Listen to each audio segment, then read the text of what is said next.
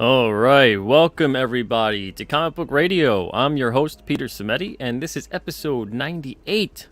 We're two away. Two away. How? From the century mark. Man, it's been a blast. My guest tonight is Tyler Carpenter. We're going to be talking about creating and adapting in comics and manga.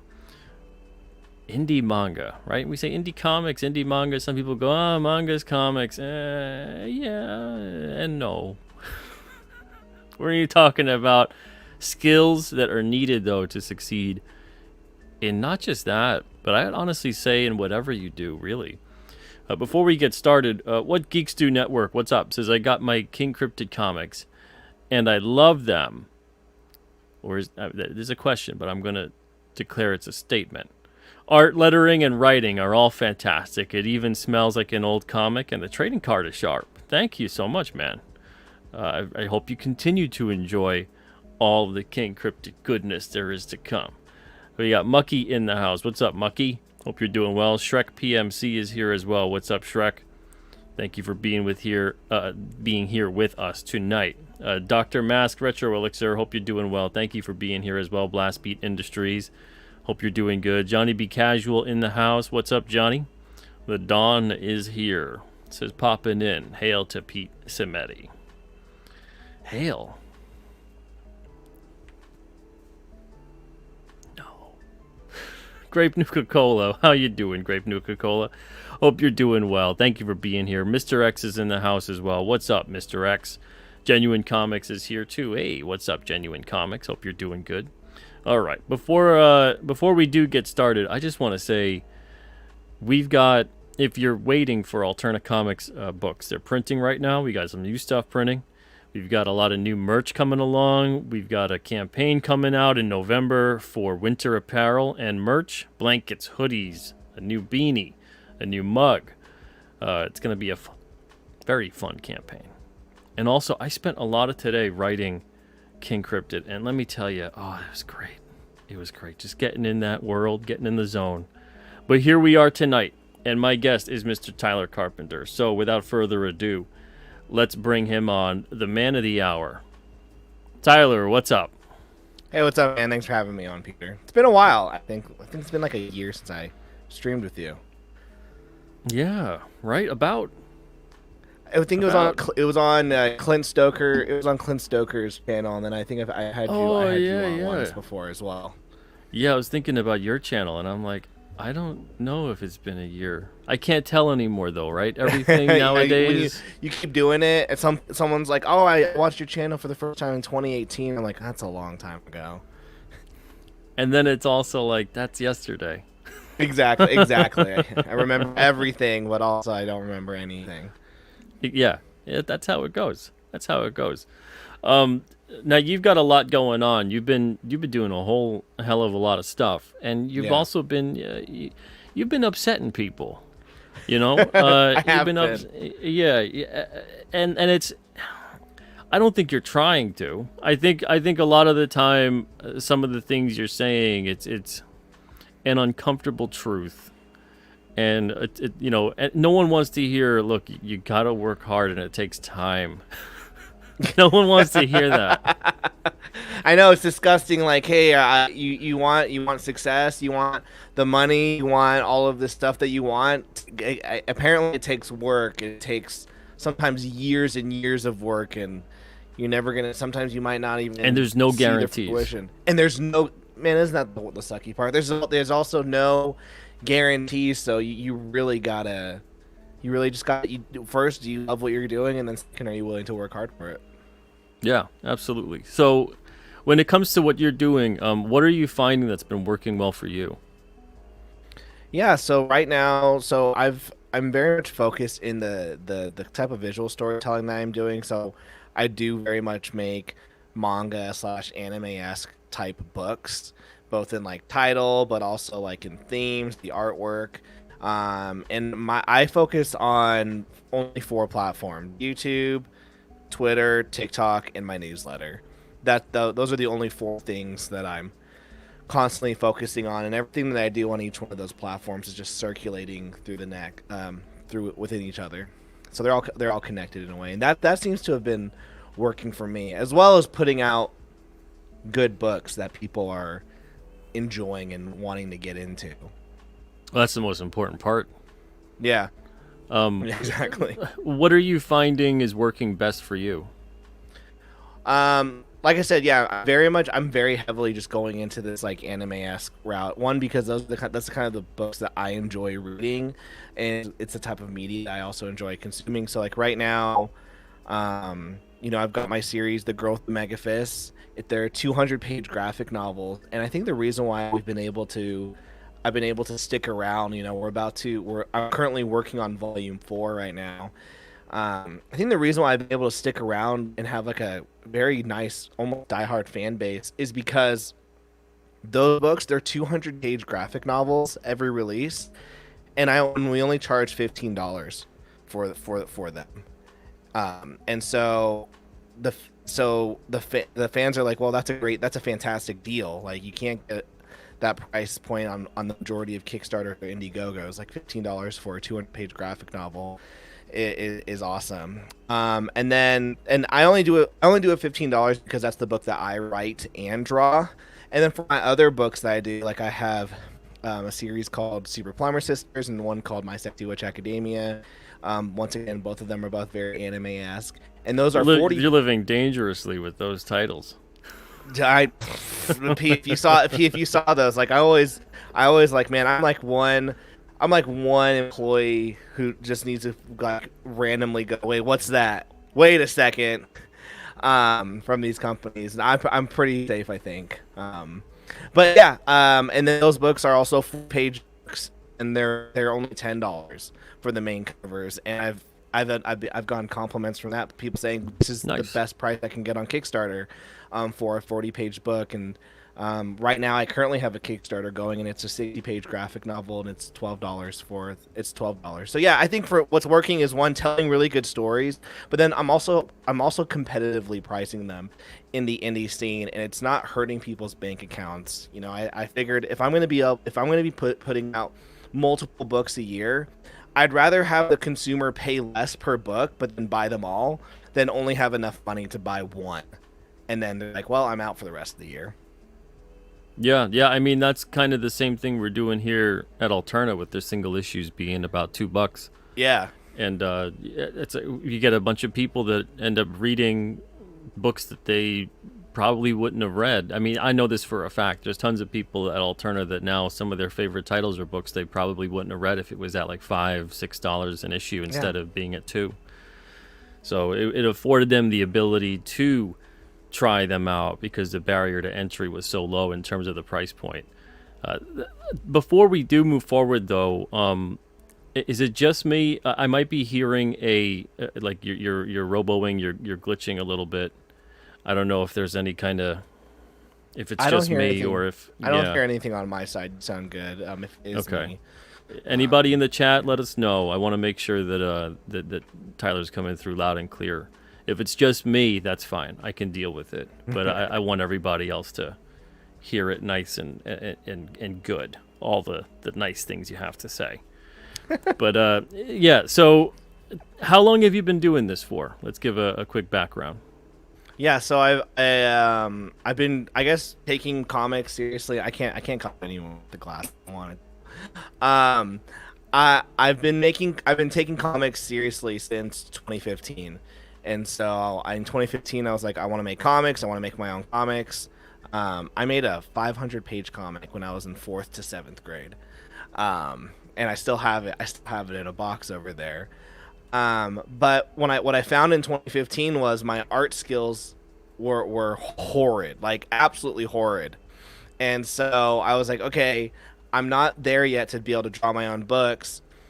So what I'll do is I'll try to hire an artist. And I was like, wow, hiring an artist is really expensive. Like, I don't have the money for this.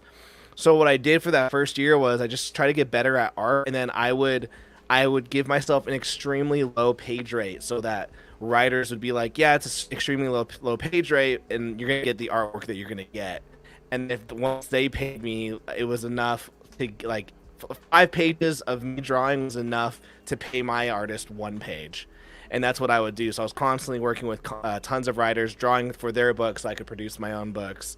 And then eventually it got to the point where I was comfortable with my art, and I was like, let me start writing and drawing my own books.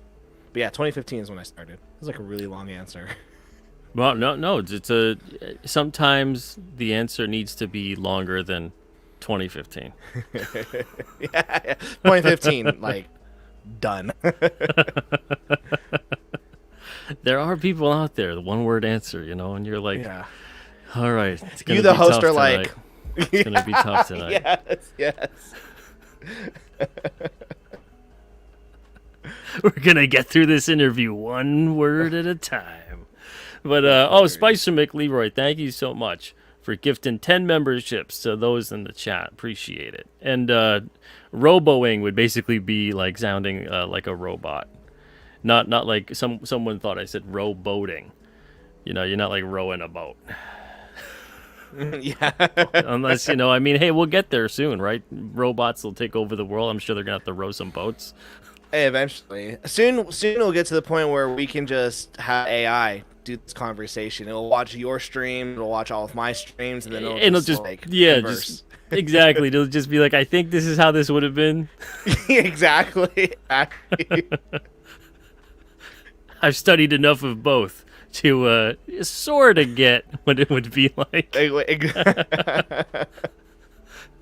Oh man. So when you're coming up with your stories, now I could talk to you about story ideas and things like that and whatever, but what I want to talk to you more about is strategizing. So when you're coming up with your stories and things like that, what kind of strategies do you use to get attention to those stories, to get attention to what you're doing? Yeah, so someone actually asked me this on Twitter, which is I'm actually the other day, which I'm grateful for because now I have like a very like sexy answer I can give you.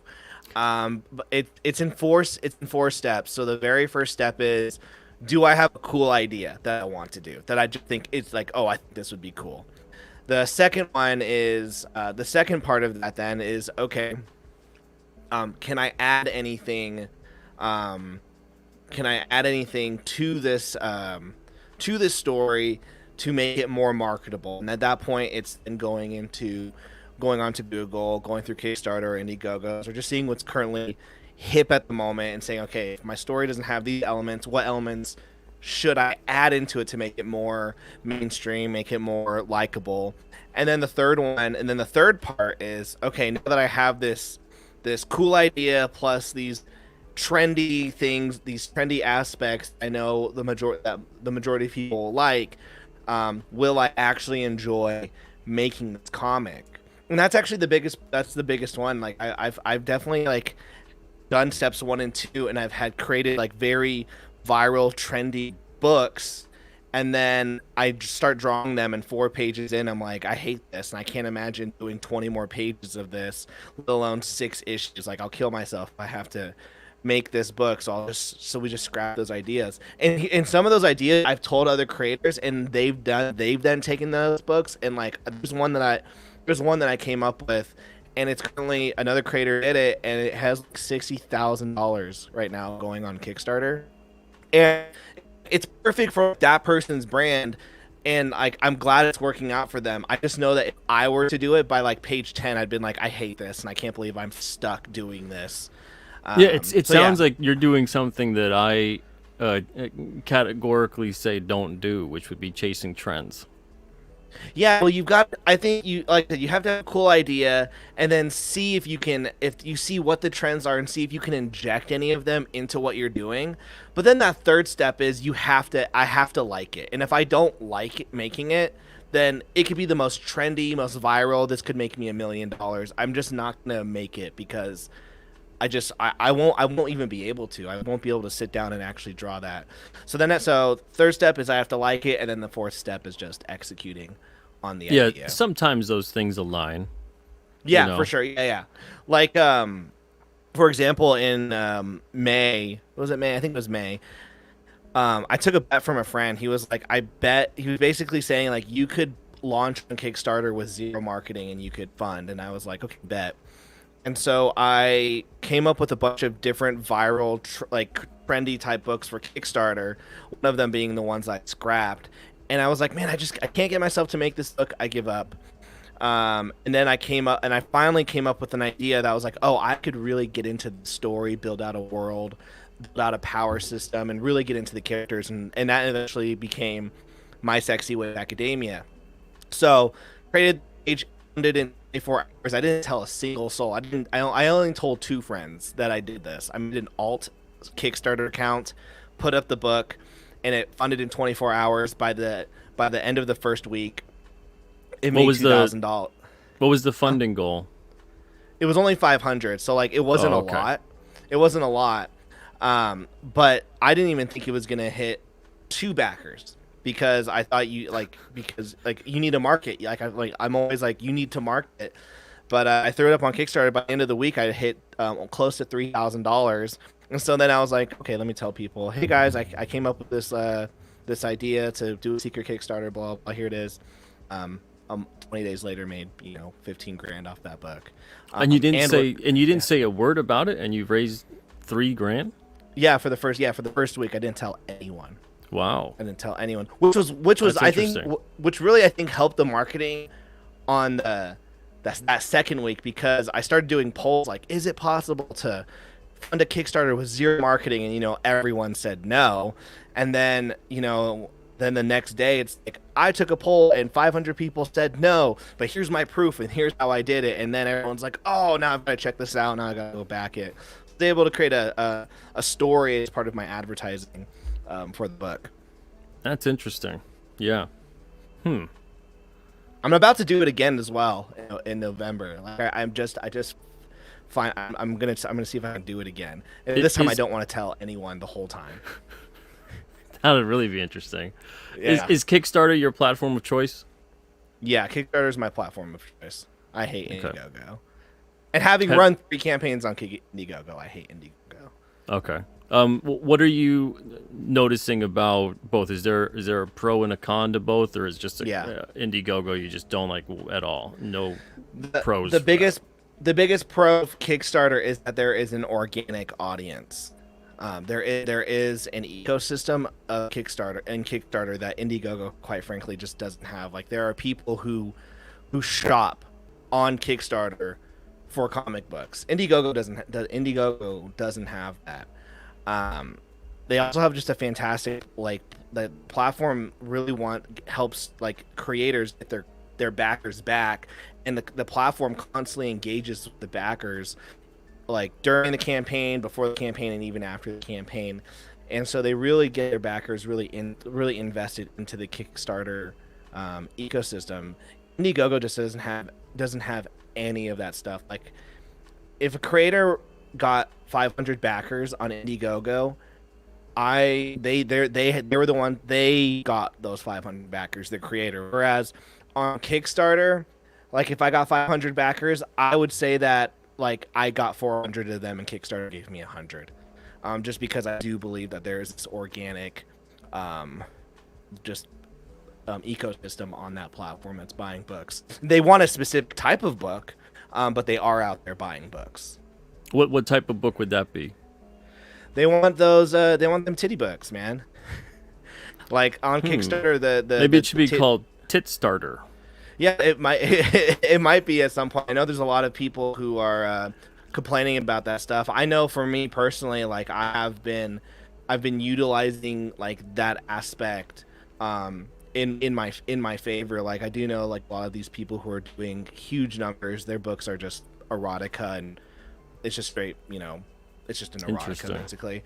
And so how I try to use it is I try to have so I've got my characters, they're typically female, just because my favorite Marvel and DC characters have always been female, so I like female characters. And then if I did a book that's about witches and wizards, it's hey, My Witch Academia, that's a cool title, but My Sexy Witch Academia really plays on with the customers on Kickstarter, and they go, oh, My Sexy Witch Academia. Okay, I'm gonna get into that. It's just adding those little things. One of That's my artists, interesting. yeah, one of the artists that I'm working with right now, I've worked with him several times. He's fantastic, and we're always going back and forth on stuff. And for this next project, I sent him the character design. He goes, "This isn't gonna work. This book's not gonna sell." And he goes, "I have to redesign this girl's armor." And I'm like, "Okay, whatever." And he sends it back to me, and I'm like, "Where's the armor?" He goes, "Oh, so it's like her collar, and it's like this." And I go, "Okay, where's the rest of the armor?" He goes, "Oh, it's just there's just some right here." I'm like, "Dude, she's practically naked, man." And he's like, "Listen, do you want to sell this book or not?" And I'm like, "Okay, fine. I guess you're the artist and you're making good decisions." But I was like, That's interesting to me, Yeah. and I'm not gonna say that that you or your friend are doing this, but it's interesting to me because of the fact that Kickstarter, the people who tend to gravitate towards it, would also tend to be the loudest I've found to scream about objectifying women. so that what's crazy is that it's one of those minorities. It's the loud minority because Interesting. the majority because it's proven that the majority of Kickstarter backers want these books. Like, there's no way that Pat Shannon's getting 3,000 backers on a book called Only Friends, and people are hating that. Brian Polito's getting 4,000 backers on Lady Death, and she's practically naked as well. Like, Charlie Stickney as well, doing $300,000 on her books, and there's tons of sex throughout all of it, and naked women. Like, all the big creators on Kickstarter who are doing six figures, they all tap into this like this erotic level. Interesting. And Interesting. it's something that maybe like I personally don't want to like get into fully. Like, my current book has like it's a crime noir, so typical like an Ed Brubaker type book. They're gonna investigate into the dark criminal alleys, and then they'll eventually find a stripper, and then they do a shootout and whatnot in the back alley. Like, I've kind of infused those elements, but in terms of like the whole book centered around sex, it's just something that I personally haven't done, but I do know a lot of creators who that's the big focus, and they're pulling in these six figures. Yeah, I mean, I'm not really drawn particularly to those types of comics. If it's an aspect of it, it's one thing, but when it's predominant, I'm just like, Yeah. eh. I think for me, like, it's funny because my Super Plumber Sisters, which is basically it's these two sisters, they have a plumbing company. They just so happen to be wearing red and green, and they also fight ghosts. And it just so happens it's crazy. And someone messaged me saying, "Hey, there's sex in the book, right?" And I'm like, "No, there's none of that in there." They go, "Okay." "Are they naked in the book at all?" I'm like, "No, there's none of that." And they go, "Oh, I'm not backing this book." And I was like, "Oh, chill. Like, I'm sorry. Like, I'm sorry." I It's the didn't think. this is what's I'm amazing to me. sorry. The internet is like 85% porn. I know. I mean, I got a message. So this is my series, The Girl with the Mega Fist. Each volume is 200 pages. Someone messaged me. They go, "Yo, hot character. You got any of them nude covers for this book?" I'm like, "No, like." For my various different imprints, like I do, like my Mr. Smile one, that's kind of my adult one, but the other ones I try to keep very PG-13, so no, we don't do nude. To go, okay, Yeah. well, she nude in the book? Does she have sex? I'm like, "No, there's none of that." He's like, "You tell me that I'm a 600-page story and there's no nudity in it?" I'm like, "Yeah, yeah." No, I'm not. So calm down. Like, but yeah, there's the Kickstarter backers. Some of them are very vocal about what they want in their books before they back it. Interesting. Yeah. Interesting. Well,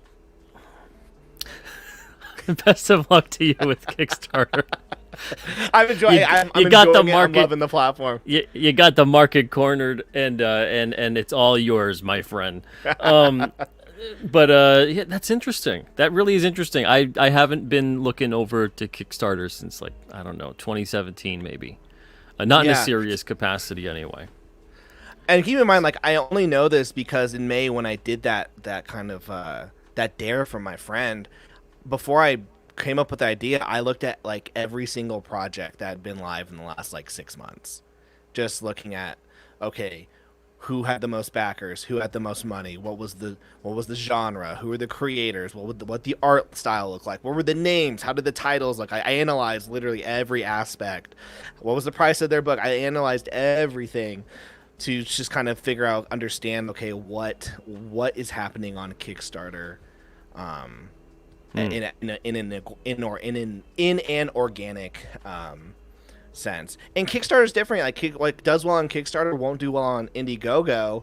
And then what does well on Kickstarter might not do well on like Amazon or like I'm getting into TikTok right now. Like I just opened. And what does well on both doesn't really seem to do well in the comic shops.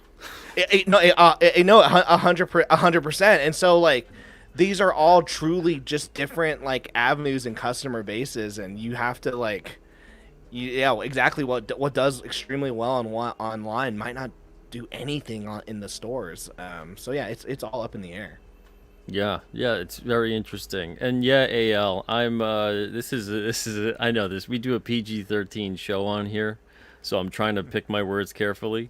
But yeah, Kickstarter. I'm discovering, or I'm finding out today. I was today years old when I found out that Kickstarter has it's known. There's an abundance of erotica comics. Is that what you called it? Yeah, on that platform. I did not know that. Oh yeah, an abundance. Interesting. Huh. All right. Well, hey, no judgment from me, even though there's a little bit of judgment. Hey, I hear that they're pretty good stories. I don't back them. I don't read them, but I hope they are. I hope they are good stories. I mean, they could be good stories. Heck, it could be like vintage porn when there was like a whole plot and then they just had sex. I could go on about that subject, but I'm not. It's like, shh, I'm not gonna know why they're having sex now if you don't. Yeah, there's 20 minutes of plot I'm missing here. But that's fascinating.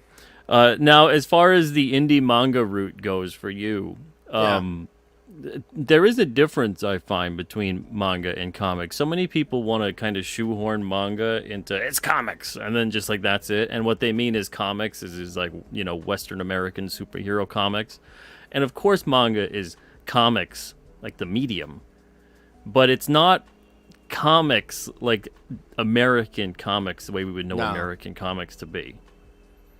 Yeah, no, there's different like.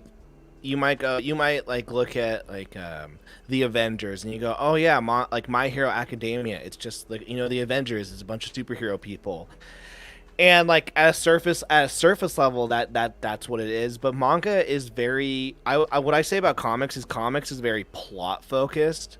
Like it's just what's his character doing for the plot, and manga is very character focused. So right now you can read a Batman comic and it's just Batman in this situation, Batman in that situation, Superman in this situation. Whereas in manga, it's this situation is there to make this character do something or become something. And that's what makes these readers like very much into get into these series. Someone, I had a comic book person read The Girl with the Mega Fist. And I do this with all my series as well. And they're just like, there's a lot of there's a lot more drama than I thought there was gonna be. Like I thought there was gonna be more fighting, and I'm like, there is a lot of fighting. I mean, Volume 2 has a 90-page like fight scene, it's just 90 pages. Wait, yeah, what? 90 pages. Eliza Bar's in the chat. Tell him 90 pages. 90 Don't get me wrong. 90-page fight scene. I'm writing like a 3-page fight scene right now, and I'm like, it's not enough. Like it might be a little that's too. Not enough. 90 yeah. pages. But it's like punch, talk for like 2-3 pages, punch, throw through the building, blah blah blah, talk some more, punch. But yeah, 90 pages. And yeah, it's just very much. It's very much like a sitcom with these it's a drama. Like they're sitcoms. They're almost like soap operas where you're very much invested in these characters, what they're doing, what they're growing, what they're becoming, and they're just getting thrown these situations that are ultimately gonna help that they have either have to overcome them and then become better, or they're gonna fail. And it's okay if they fail. How do we get through this?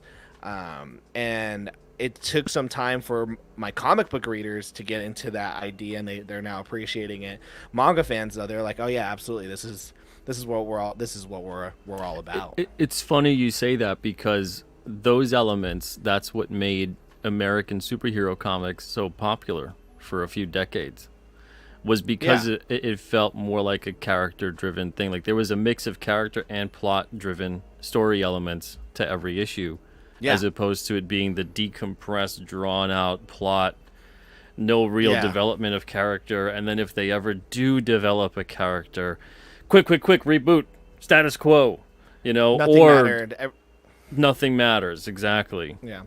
Well, I think that's one reason why like people really gravitated towards The Walking Dead or Invincible. It's because one, it's these really long running series, but when you're reading The Walking Dead, your first instance of Rick, he's like, "Hi, I'm Rick, and I was a cop, and ooh, zombies." And when you get to like a certain issue, he's now like, "I'm Rick. I've seen some stuff, and I'm gonna kill anyone that gets in my way." And then by the end of it, he's even worse, and you're just like, you're seeing like the consequences of these actions. And yeah, it's very episodic. Yes, I saw someone mention the X-Men. Yeah, Claremont's run, you very much like you saw these plot threads, and you saw these characters like go from like acting like one thing, going through all of these experiences, and then they're completely different. Yeah, it And they're has an different impact for on them. yeah, Yeah. there's an impact on them. And right now, like, I read a Batman comic and Bruce Wayne's just doing his thing, and I'm like, didn't you lose like $1 billion, like your entire wealth, like last year? Like that isn't that a big deal?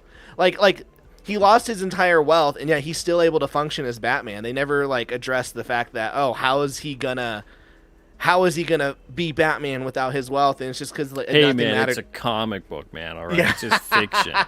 Yeah, it's true. You want But to then he got it back. impose, take your rules and your sexy books and go to Kickstarter. Yeah, so it's yeah, I agree. Yeah, the comics used to have that sitcom, very character focused feel, and now they're just very much like, can I deconstruct this character? Can I break him down into nothing, and after that leave, Walk away. and yeah, Yeah. exactly, and then walk away. Yeah, manga fans, they're very much, they want to see characters change, and they're very much like into their favorite characters, and they want to see the story kind of basically break their characters. Yeah, well, that's the whole point of this kind of storytelling in particular is to see how far can you push these characters, how much can you put them through, and how will they get out of it, and what will it look like when they get out of it. That's like the core element of what's interesting about most of this stuff in terms of this serialized fiction. Yes. Otherwise it's just tell your story, the one thing, plot driven like a movie or whatever, and don't have sequels, don't make it a series, whatever. Just tell the one story. You're in, you're out. Exactly. And what I will say as well, the manga that I also enjoy are just the very weird ones, like reincarnated into a vending machine, and you're like, oh, that's Yeah, manga that's does weird. have Yeah, some it has those pretty weird ones. oddball books. Yeah. Yeah, but like those are very like comedic. They're just they're very entertaining. Like even when I'm reading, like when I'm going and looking through Image Comics, I feel like even though they might like look fun, they're still very serious in terms of like their scope and their themes. In terms of like the book, like the American storytelling, everything has to be serious.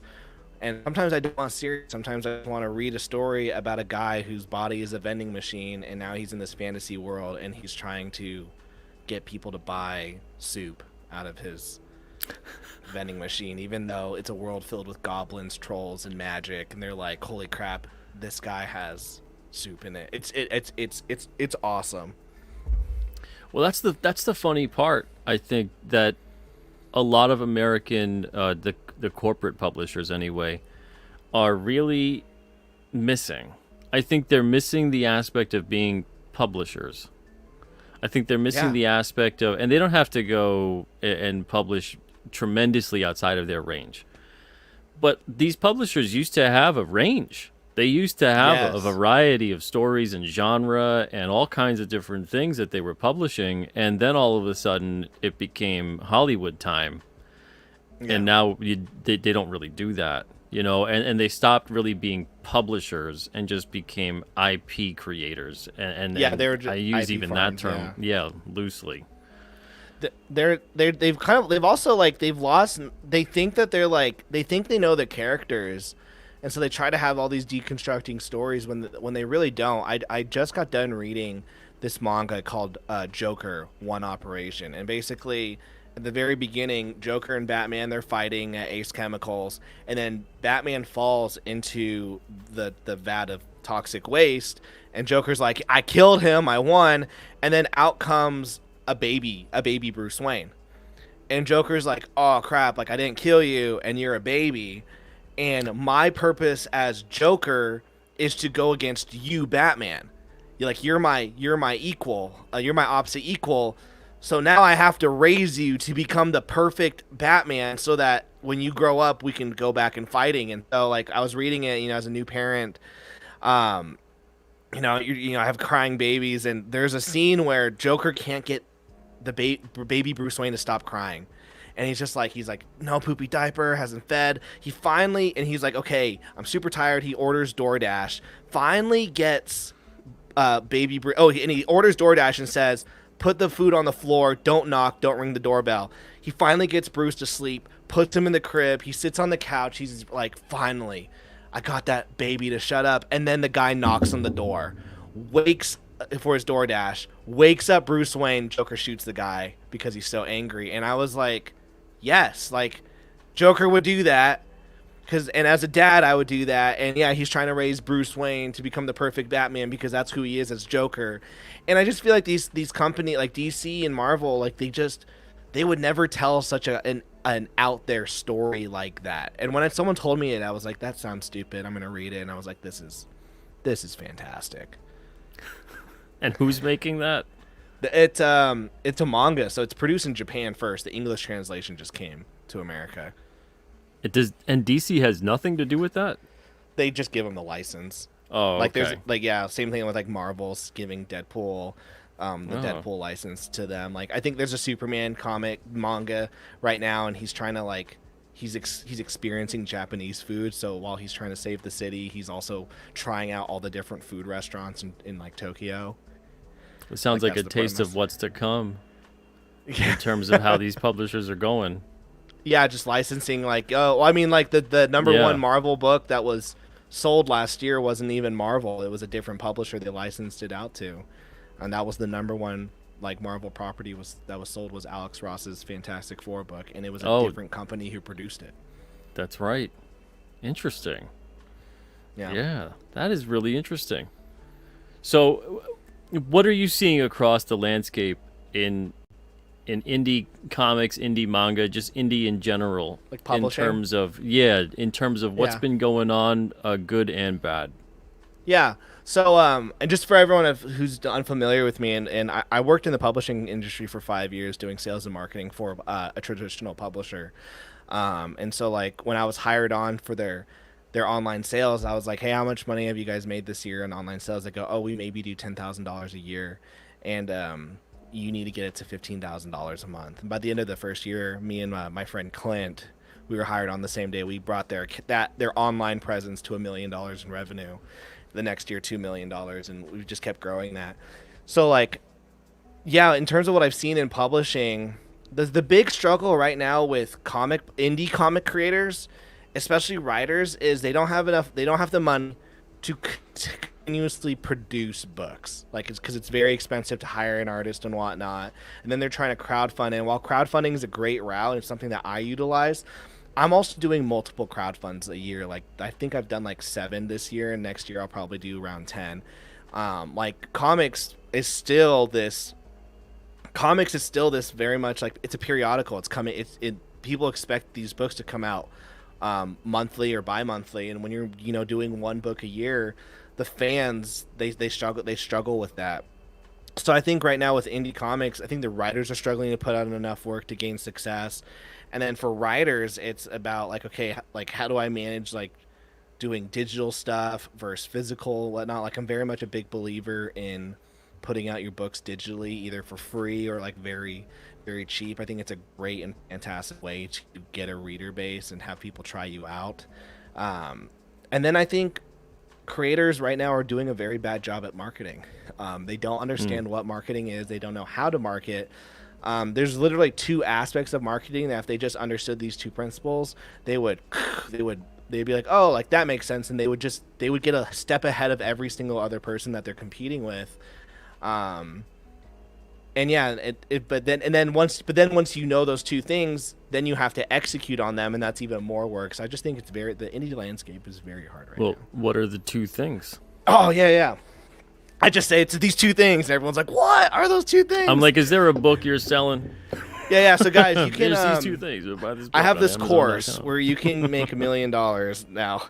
Yeah. So the first thing is understanding what your ideal customer profile is. Like if you're selling your book, who is your what does that person look like? So I always use the fantasy example because it's the easiest. But if you have you have a fantasy book, then what does your customer look like? And it's like, what's their age, what's their gender, what's their race, what other books are they reading, what other media are they consuming?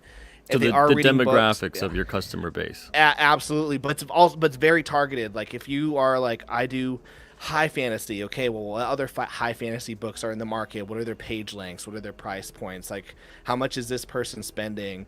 Are the authors that they follow, are they coming out with one book a year? Are they coming out with 10 books a year? Like so that you can understand like what their buying habits are. And then the second thing, so once you understand your ideal customer profile, then the second thing is understanding the sales and marketing funnel. And it's a little triangle, and the top one, which is what every creator struggles with, is awareness. And it's like, what are you doing to get awareness to you? And a lot of people are like, oh, I'm on Twitter. I'm like, that's not good enough. I'm on YouTube. It's like, it's not good enough. It's not good enough just to be on Twitter. You need to be creating content. What are you doing to bring people to that? Yeah, you got to create content for that person. Yeah. So like for me, like my books are very manga-esque, and so the videos that I produce are manga and anime focused because that's who my profile is. Like I read that new Green Lantern book, the gay one, today, and I was like, do I do a video on this? And I'm like, no, because that's not what my audience who's buying my book, they're not going to want to watch that video. And if I get other people who watch that video, they're not going to be into the book that I have, and so it's just a waste of content. So yeah, if you're like if you have a fantasy book, maybe do some videos on like Game of Thrones, House of Dragon, Lord of the Rings, like stuff like that. And that's just step one. And after that, you go through the other steps. Then the fourth one is action, getting them to buy the book, and like 5 and 6 is like loyalty, like how loyal are they to you as a customer. But the first one is just awareness, and most creators can't even get awareness or attention for themselves. I agree. That's the biggest hurdle that every single person in business has. And it doesn't matter big or small, whatever it is. Even the idea of advertising and commercials and things like that. You could see a commercial. It doesn't mean that there's an instantaneous way that you go and purchase that. Nowadays, it's a little bit, you can order something maybe right off the computer. But for the longest time, and even still now, there's plenty of commercials where you see it. The whole point of it is to be aware of it. And then when you go among wherever it is you're shopping, if you see that product that's there, you're like, oh yeah, I saw that commercial, and it stands out to you. Now it's familiar to you. It's not a stranger anymore. Yeah. They say that it takes I think it takes 7 to 10 like instances of you just witnessing something before you decide to purchase. Yeah. In terms of advertising, it might be even more. It might be like 20. And then when it comes depending on the effectiveness of the ad, yeah. And then when it comes to buying from a creator, like what we're doing, like when it comes to like me going on YouTube and like having you buy something from me, it takes someone 40 hours of content, hours straight, for them to go, okay, I trust this person. It takes them 8 hours to go, okay, I like this person, let me subscribe. And then it takes 40 hours of content for them to go, okay, I like and trust you. So I always tell creators, like, okay, if you're doing the YouTube thing, do you actually have 40 hours worth of stuff that you can give them? And then they have to be interested in all that stuff to get to that 40 hours. And if not, Yeah. start working, man. Like you're about to do episode 100 in 2 weeks. I mean, that's freaking fantastic. 2 days. 2 days. Oh, there you go. In 2 days. So there you go. Like most creators, they can't even get past their first like 2 or 3 uploads, let alone getting to the 100th episode. Like this stuff takes time, and it's fucking sucks, man. Oh man, he did it. You got the one. I'm sorry. You did it. I'm sorry. You did it. I said it, and I'm like, oh crap. He said it's a PG-13 show. There's my one F-bomb. I'm a bad Mormon. We were riding the line on that earlier, and then we steered away. We got out of. I know, and then I pushed it in. And then and now it's flirting with rated R territory with the innuendo. But we'll bring it back in. We'll bring it back in. Exactly. And then maybe thrust it in again later. Yeah, exactly. That was P, guys. That wasn't me. Wah. You know what? I'm gonna play this because we both deserve this right now. We've both been bad today. Yeah. I love it. I love it. But the thing about the awareness factor too is, and I've said this a lot, and feel free to disagree. People have to find a way to do this in a genuine way too. To do this in a way that they feel comfortable with, that they're like, yeah, this is true to what I'm talking about. This is true to what I want to talk about. There's always going to be a slight level of a persona factor for some people, I think, when it comes to this, because you can't just be completely just 100%, just you're bleeding all over the place, and this is exactly who you are on everything all the time. So you're still going to kind of be a facet of yourself, but it should be still a facet of yourself. It shouldn't be something, I think, and at least this is personally how I feel. I don't think it should be like you invent an entire person. Like, even I've said this before, I'm not wearing sunglasses because I think I'm some cool guy. These are prescriptions. I'm blind as a bat, and if I don't wear these things, I'm on a computer all day long. I was telling Tyler before the show even, I get unbelievable migraines. So it's one of those things where I'm like, I can lower the brightness on the monitor all the way down, which it is, and it doesn't matter. It still happens. There's even some days I'm writing on the computer from working like 10, and I got sunglasses on. No, I think everything you said is 100%. I follow a bunch of these really YouTube gurus. Like they understand the platform like no one's business.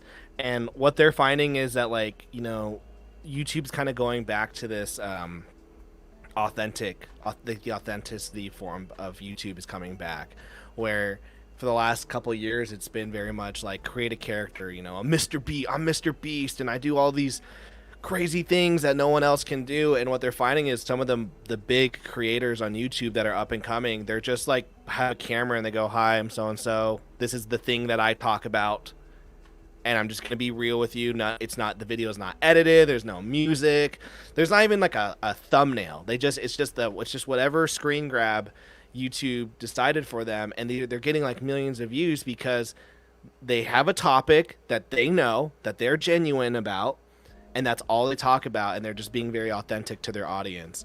And so I think if you're on YouTube, just go, okay, what's the thing that I could talk about nonstop all day, every single day, and then just talk about it. Talk about it. I was talking on my show last night. I had Danny Quick. He's got over 100,000 subscribers on TikTok. He's done millions of views on there. He's a comic book creator. And I was telling him, I was like, man, I did TikTok for 3 months, and I gained like 5,000 subscribers. I was getting like thousands and thousands of views, and I just burnt out. And he went through my channel, and he was like, the problem is, Tyler, is you got all those views and you were doing well, but this isn't you. Like, the content you were making wasn't you. And it's like, of course you burnt out. You weren't you. And so he like kind of walked me through. He's like, Tyler, just like people, the videos that you did well are just when you were like, hey, let me talk to you about something that I'm genuine about.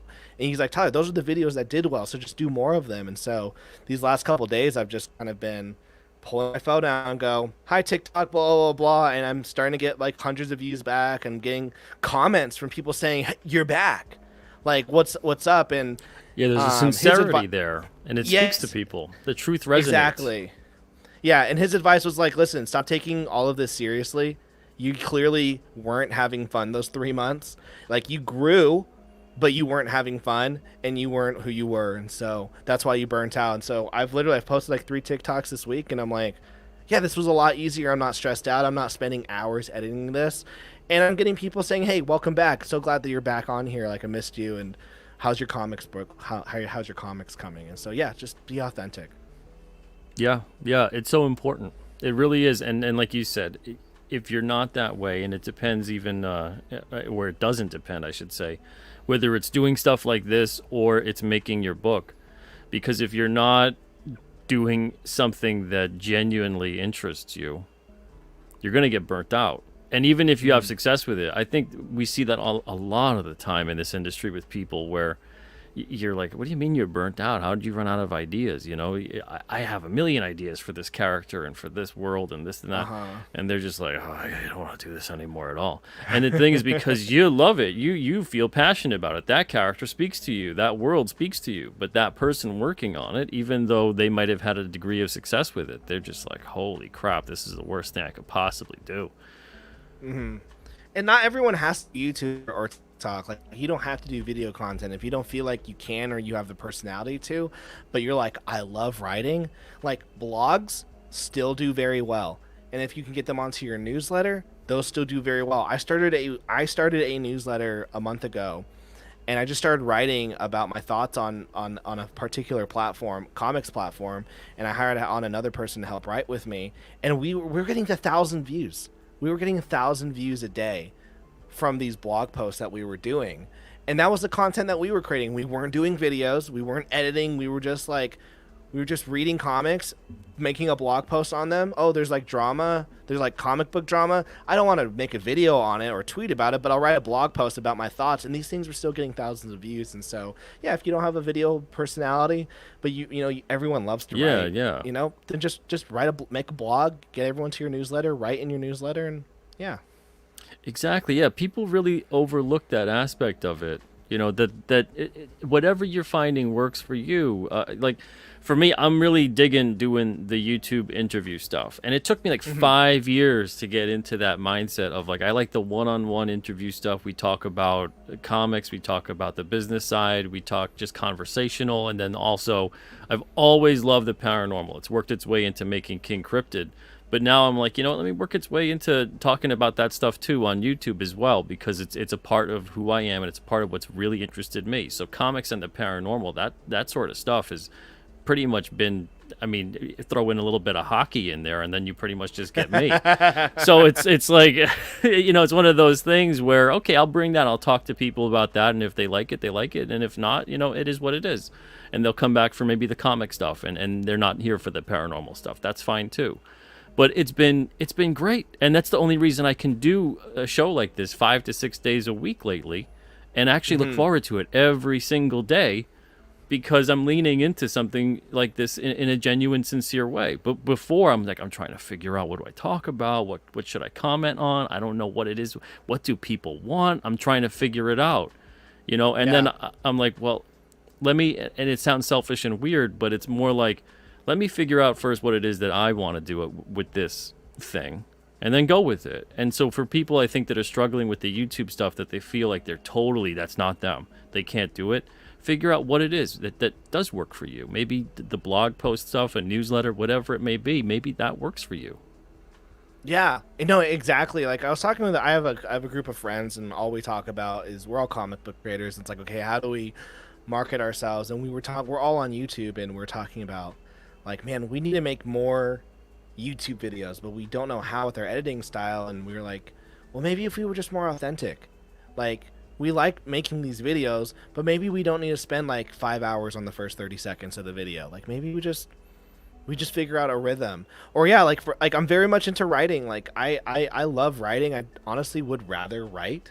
Sometimes than make YouTube videos, and even when I make YouTube videos, I write them out. I write out the scripts.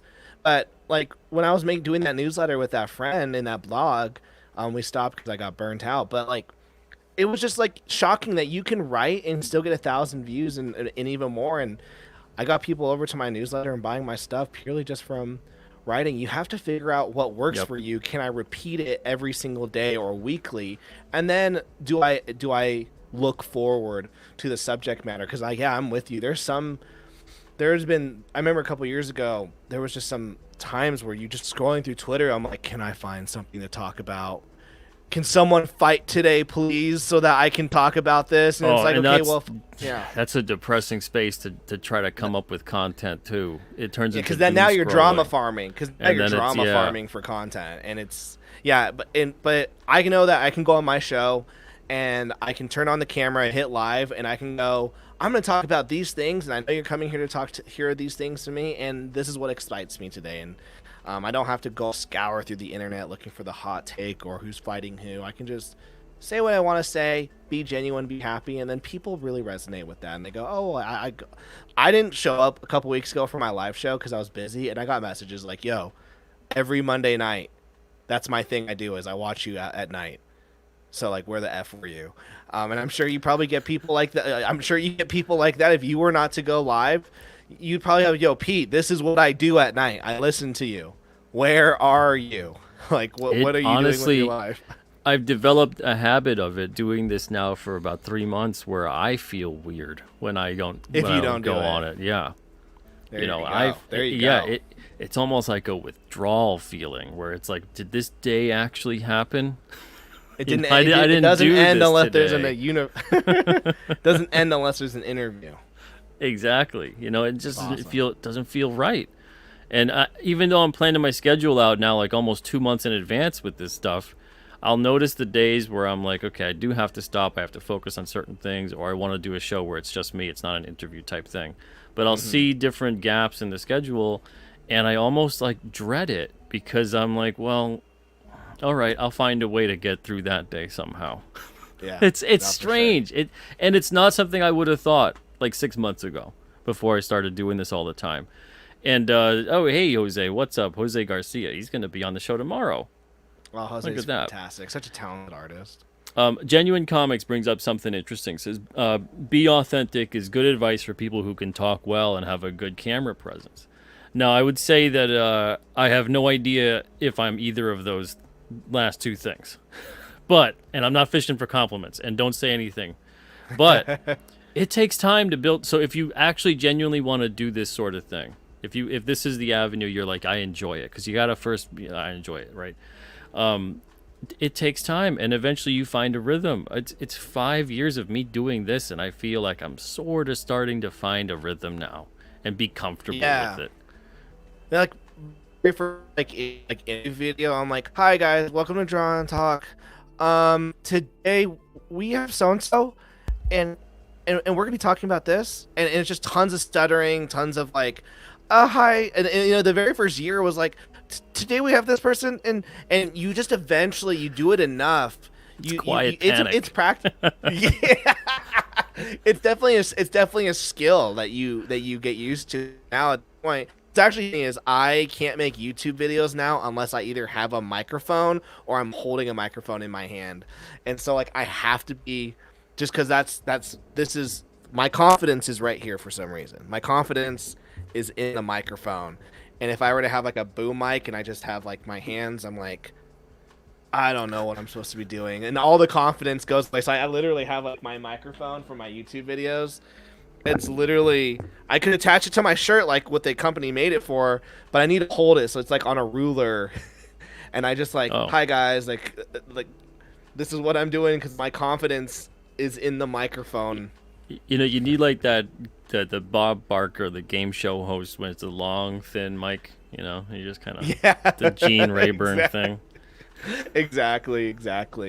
But even then, the whole authentic, like if maybe doing video isn't authentic to you or public speaking, you can still write. You can still Yeah. write. I know. Yeah, you can still write it out. Or maybe your thing is just audio. Like maybe first you just want to give the audio a try. Like you don't like your appearance or whatnot, but you want to practice your voice. Maybe start with that. But you can always do writing. And obviously, if you're an artist, show some art. That's Oh something hell else that yeah. I find too when it comes to a lot of creators, a lot of artists. I'm like, you're an artist? You go to their social media and you don't really see any art. And Uh, and they're there's like, how there's do I almost, market yeah, myself? Draw. Just draw. yeah, You can do post it. something. Totally. Yeah. Don't be shy when it comes to doing that sort of thing. If you're drawing, if you're painting, if you're doing whatever, sketches, whatever it may be. I mean, you should have an endless amount of things to post up there. Yeah. Nothing works better than that. It's a visual. I mean, we could go into the cliche of the picture's worth 1,000 words. So it's always shocking to me when someone's like, "I'm an artist. I have no idea what to do to get people to pay attention to my stuff," and then I go to their page and I'm like, "Posting your art would help." That You like got no that's art. step one. That's step one. I mean, hey guys, take it from me. My YouTube channel is called Draw and Talk, and you'll see very little drawing on that channel. So just imagine if I added the drawing aspect on there, it'd be huge. False advertising there, It would be Tyler. huge. It did start off like that. Where it was like I would have like a guest, and we would be talking over my screen record, and then I just kept forgetting to screen record my art. Oh, And then it okay. just and then I just was like, oh, and I still to this day continue to forget to screen record my art. Like today, I was drawing. I was like, I want this for a video, so I had to go hit the screen record button. But yeah, so that's how I ended up. It was draw and talk because there was screen records with two people conversing. Then I forgot to do the screen record, so then it was just two people talking, and then at that point it just went downhill after that. Then it was just Interesting. talking. So my Yes. brand is I go the YouTubes for the talking and the drawings for you buying my comic. There you go. Yeah, Sketchosaur brings up Geronimo Draws. It's funny, when I was talking to Rob about that, he named his channel Geronimo Draws for the longest time, and I was like, you realize you've never really drawn on your channel. It's been 2 years. And because he's Don't like, listen to what, don't yeah, listen he's to like, what kind of Sketch Star Rex. videos? Yeah, he's like, what kind of videos should I do? Because he was rattling his brain one day too about it, and even very recently, I'm like, why don't you lean into what it is that you really enjoy doing on there? Yeah, To hell with trying to get something trendy or whatever it may be, or this or that. What do you really enjoy doing with these videos? And he's like, I just want to do draw streams. And I'm like, then just do draw streams. then just do draw streams. Yeah, And just yeah, do it's draw been streams. been helping his channel grow, been helping his book to sell. It's not one of these things where he's bringing in massive numbers or anything like that, but it's consistent and people enjoy it. And he's catering to not just what he enjoys doing, but what people enjoy seeing him do. For sure. And it's For that sure. kind of a thing. Genuine says, how do you get people to visit your blog in this age where people rather consume video content? Yeah, so you still have to be active on other social medias. And so for example, there was a particular thing that was happening in the webtoon space, because the newsletter was very webtoon centric, and so we would write webtoon style. So the first step was number one, go at knowing who your ideal customer profile is. Let's go, okay, webtoon creators, webtoon writers, webtoon readers.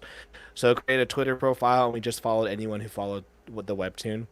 Like if you followed the webtoon like Twitter page, we followed you, and then they would eventually follow back. We would comment on their stuff, and when this big kind of drama thing happened, we posted a blog article on our website, and then in the newsletter, and then we'd share it out, and then we tweeted it, and then that got a ton of retweets, and then then it just went viral in the little webtoon community, and yeah, we gained like 5,000 views. It was like our second post on that blog in that newsletter, and we gained like 300 subscribers for that newsletter, just from that one blog. I really need to go back to. I really need to go back to that. It was just a lot of work. But yeah, like that's how you do it. You still have to be on social media. Like instead of me tweeting, "Hey, come watch the show I'm doing with Peter Samedi," it's, "Hey, go read my blog." And if you have the right kind of customers and it's the right thing, people are still gonna go ahead and read it. But then also because it's on a website, I have all the SEO stuff. So if people Google it and whatnot, and Google like the trending thing, like I'll be up there on the search. And so you just have to play around with the internet. Also, shout out to Sketchestar Rex. He's my editor on every single one of my freaking books. Oh, very nice. I had no idea. Yeah, need to fire him. Very nice. Need to fire him. Genuine Comics. I would also say that when it comes to, if you're trying to get people to visit your blog, your videos, whatever it may be, check out your comic, all these different things. And I've seen a lot of people do this. I'm not going to say that you've done this. I don't know honestly how you're promoting your stuff to get people to it. But I would say that it for me personally, it works when I see people say something. Okay, let's say it's a blog, that here's their thoughts on, this sort of thing, and you give kind of a snippet and then read the rest over here and give the link. Or with a video, it's the same thing of, I'm going to have this guest on, we're going to talk about this, I have an image, a thumbnail that is clear, interesting, whatever it may be.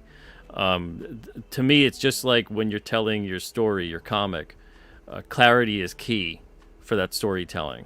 So for me, I want to clearly see what it is that you're going to be communicating. So if it's, again, the blog, if it's a video, if it's selling your comic, something like that, talk about what it is, a little bit about what it is, and then direct people to go where they can find out more or purchase the item, etc.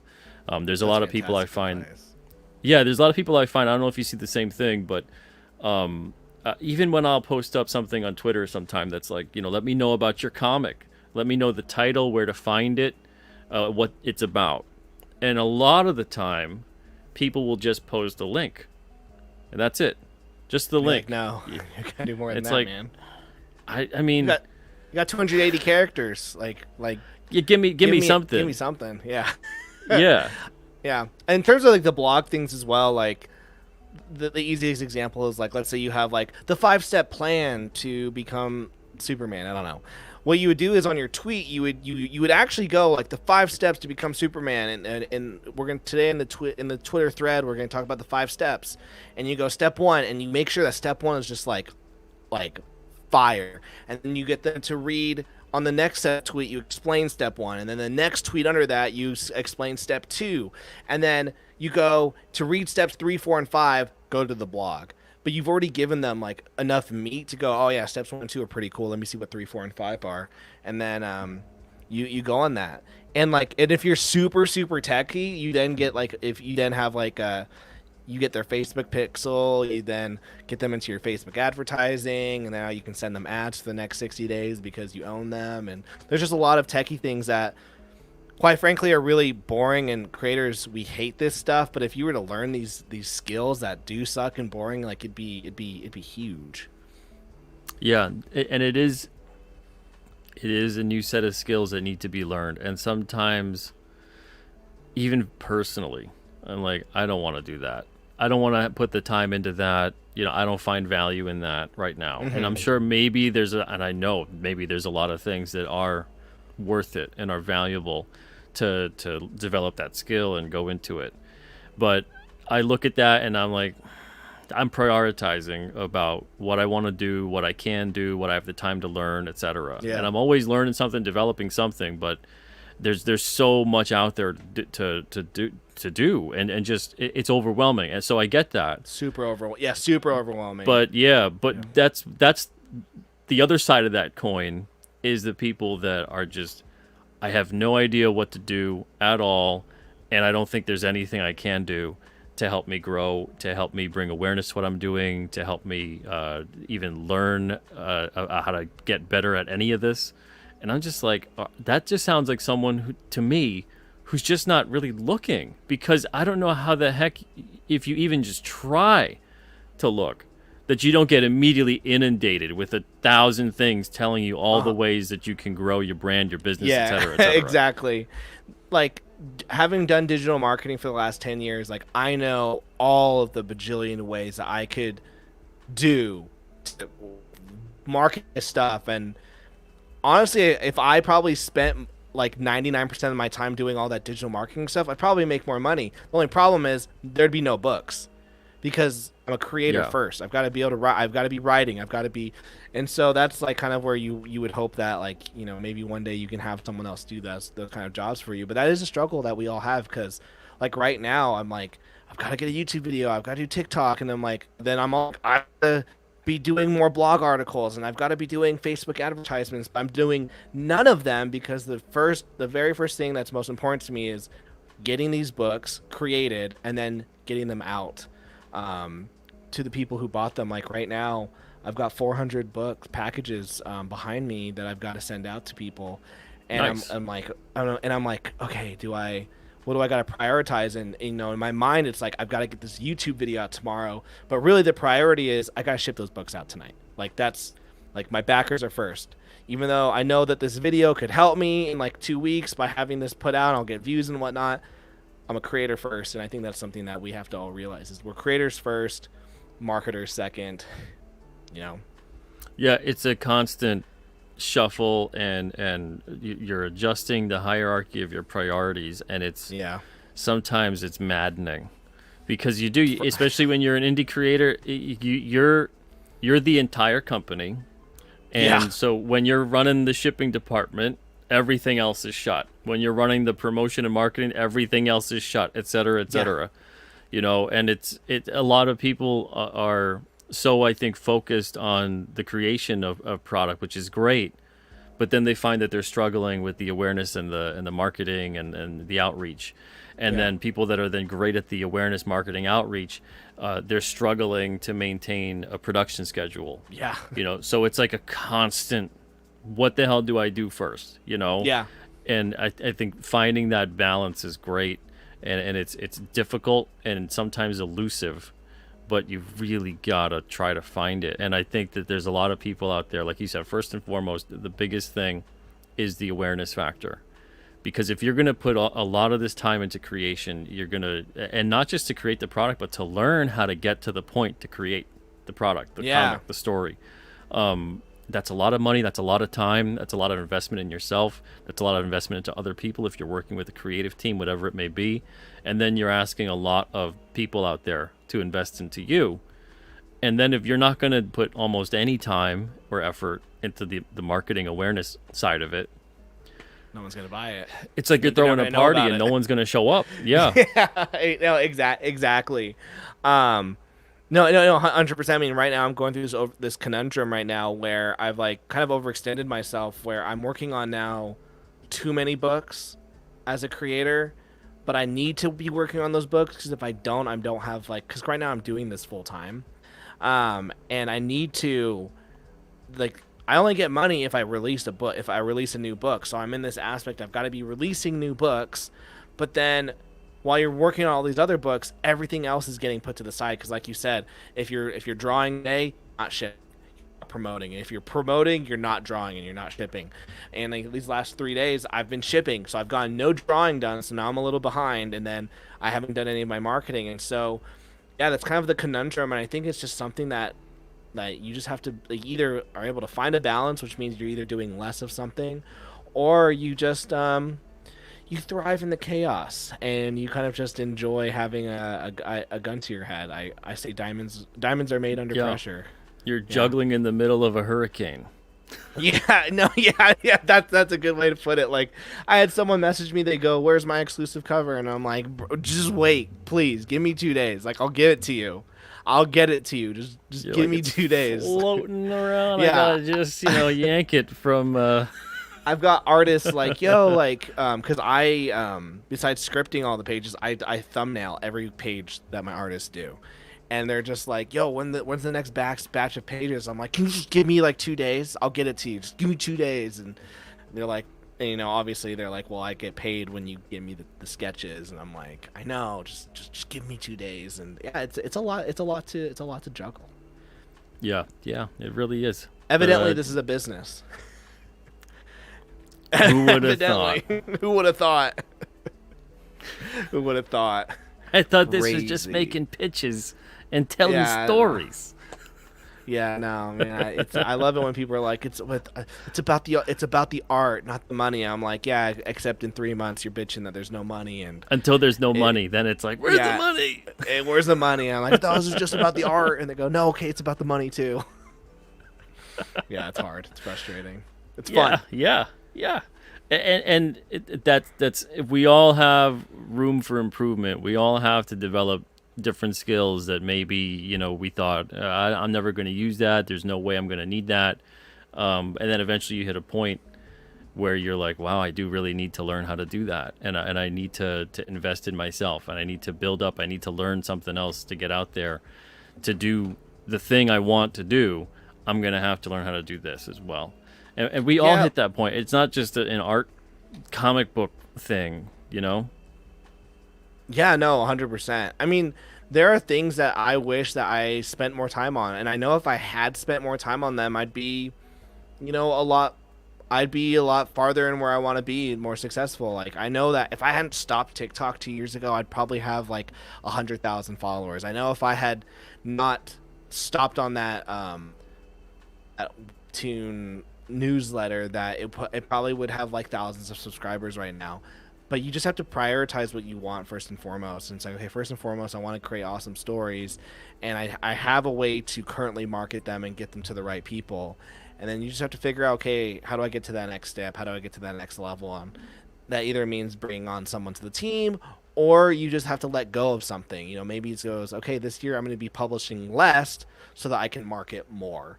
Yep. You just have to, yeah, you either have to let go of something to do something more, or you bring on extra help. Yeah, it's all like little acts of magic. And what I mean by that is you have to always sacrifice something to make Yeah. that magic spell work. So Yeah. if you want that stuff to thrive and succeed, you got to figure out, well, I there's only so much time, there's only so much money. And so what am I cutting? What am I sacrificing to make this other thing breathe life into it, And and that's the thing, is that eventually you do get to a point where you realize that it's not about how many different things can I constantly keep adding on to my plate, but more about how many of these things don't I need anymore. They're not helping Yeah. me succeed. Yeah, I mean, I wonder, and that's kind of like the point of like this experiment on that I'm doing on Kickstarter in November, is I just want to see, can my, I'm not going to tweet about it, I'm not going to make any YouTube videos about it. Can I fund this Kickstarter with just my newsletter? Just the people who've been following me for the last 5 years that I've accumulated, is that enough for me to put out something and then they go, oh, I like that? Because if it does really well, then maybe I can leave Twitter. Maybe I don't need to be on this app all day.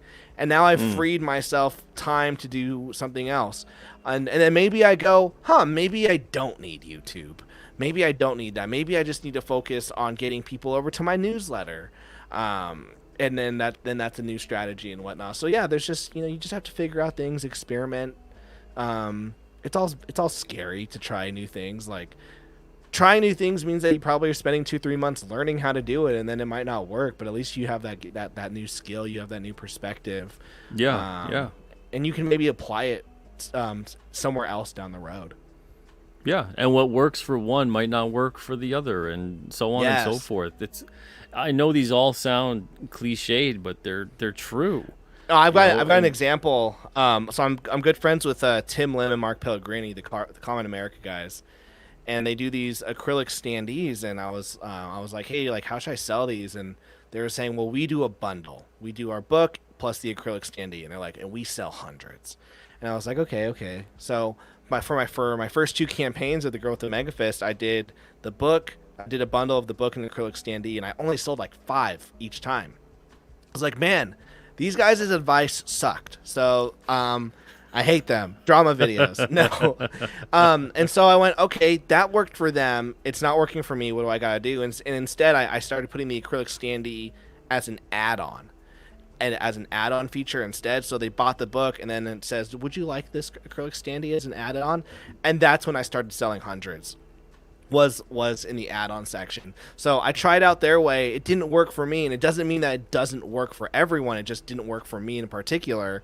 So I had to find my own way, and I found my own way, and it worked. And it just goes to show that two things can work at the same time. Two things can work for different people. And you just have to figure out what works for you and what doesn't. What works for Peter is probably not going to work for me, and vice versa. And you just have to figure that out. You should still take in the advice and try it, but just because it doesn't work doesn't mean it's not going to work for someone else. You just have to find your own route.